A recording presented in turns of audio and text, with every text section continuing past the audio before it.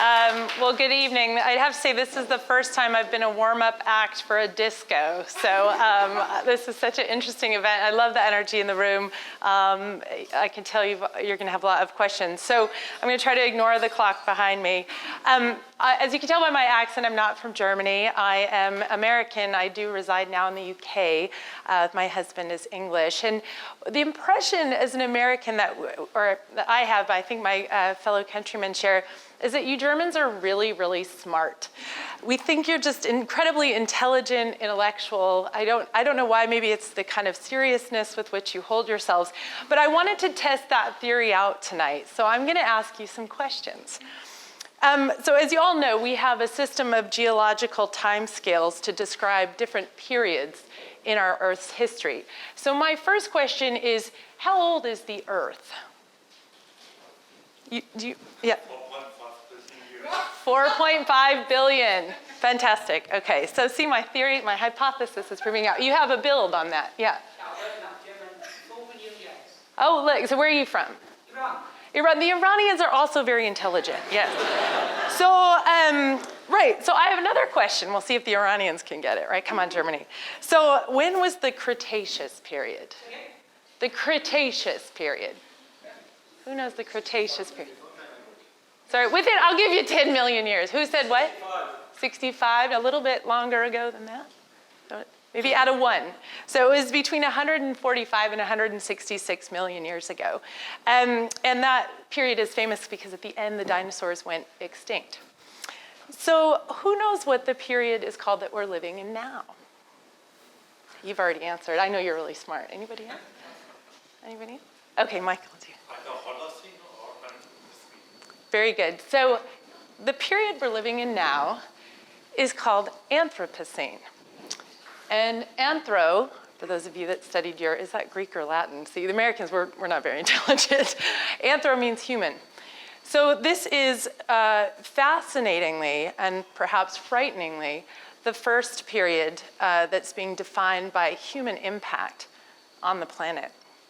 And it probably started with something like this. I don't know if you can tell what that is, but that is a handprint that was found. So you're nodding. So have you been to the cave in France? Have you? So this is called the Chauvet-Pondac cave in France. This handprint is 30,000 years old, right? Somebody said, I'm here, see me. I want to leave my imprint. But unfortunately, our human desire to leave an imprint on this planet, Steve Jobs kind of famously talked about our desire to have a dent in the universe, is also doing this, and this, and this. I don't know if you can tell that surfer's surfing through a whole bunch of trash. So, I mean, just picking off one example, and this is kind of a depressing picture of this poor koala bear is in the middle of deforestation. So deforestation, the trees, the forests, there are life forests. They literally give us the air that we breathe. But each year we're losing around 50,000 square miles of forest. So that's 48 football fields per minute. So imagine that, the imprint that we're having on the planet. And when I read news about this, when I see these images, it's really hard not to feel overwhelmed. It's hard not to feel helpless. But I'm here tonight to tell you something, and I have some good news. There's another side to Anthropocene. And in the same way that we have the ability to destroy, we also have the ability to create and to save. So our potential for innovation, for ingenuity and entrepreneurship has never been more needed. And I can tell you it's happening.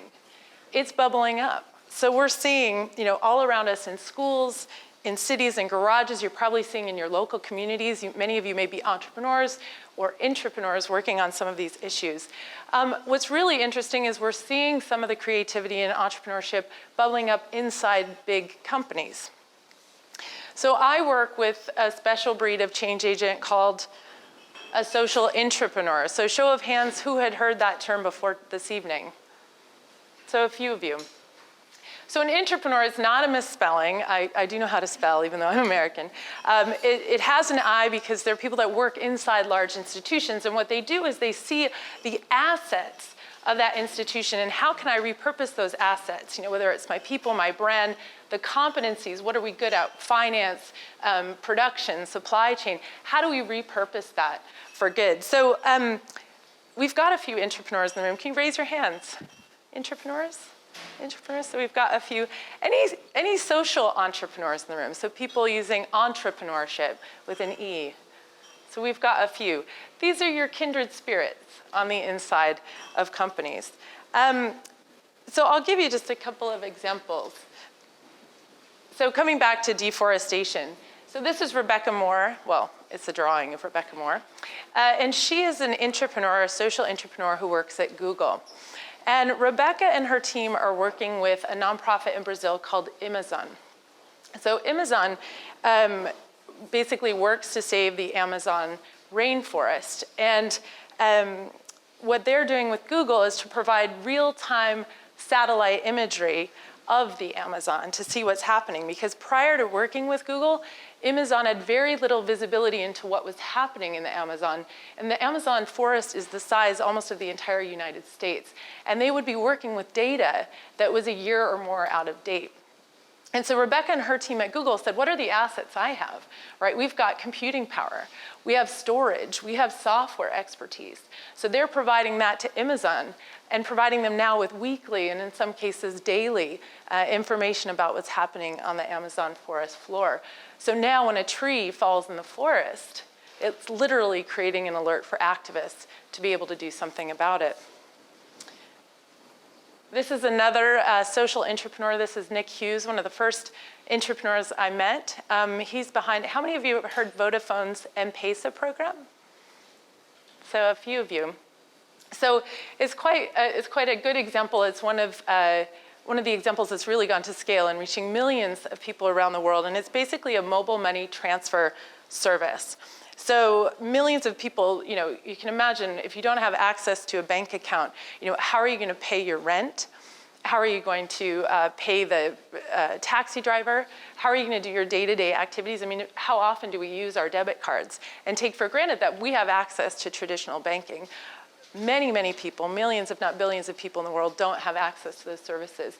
And Nick said, hey, we've got a mobile platform. How could we use that to provide access to financial services for all these people that don't?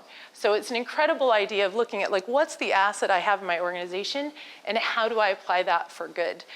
They're reaching now 27 million customers in Kenya. They've expanded to 10 countries. And they've expanded now to a mobile health platform as well. And so one last example, this is Miriam Turner. She works for Interface, which is a global carpet manufacturer. So I don't know how many of you know, but 10% of the debris that ends up in our seas each year comes from discarded fishing nets. So Miriam heard about this and she said, hey, that's an opportunity. We make carpets. We use the polymer that's also used in fishing nets. Can we get those fishing nets out of the sea and put them into new carpet? They're also working with the local fishing communities to provide them with additional source of income as well as skills development. So it's kind of like a fair trade for recycled products. And there's so many, many more examples like these of social intrapreneurs looking to harness the assets of business for good. And I guess what excites me, not just about the projects they're working on, but it's that they're finding ways to align their values with their day jobs.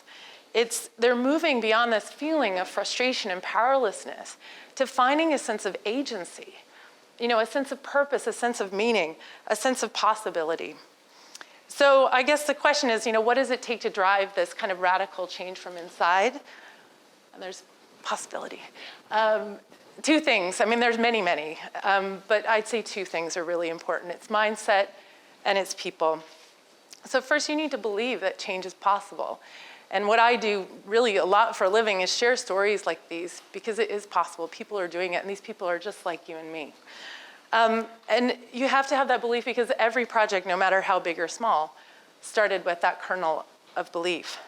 And I guess I love this quote from Mandela, but he said, "It always seems impossible until it's done." The second thing, is people.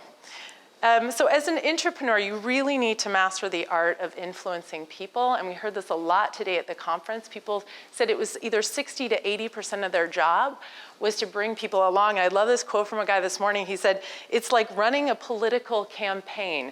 It's a constant process. So you're not an entrepreneur, you're in an organization. So building the momentum, building the support for your idea. So as an entrepreneur, you need skills like listening, creating empathy, building trust, connecting your idea to business priorities. And you need to create a new narrative for the future, one that's based on possibilities and positivity instead of risk and fear. So I've got 1 minute. I think I can do it. So what's it going to take for this positive side of the Anthropocene era to prevail? You. Yes, you. And you, and you. So change is going to require all of us. We have to step up, and we have to step out. We need to move beyond our own feelings of powerlessness and ask, how can I tap my inner entrepreneur to change the work, the way we live, the way we play? So I guess next time you read the news, remember these stories, and instead of feeling frustrated, ask yourself, what's possible? Those are some tips we can come on to questions. So I'll stop there before that buzzer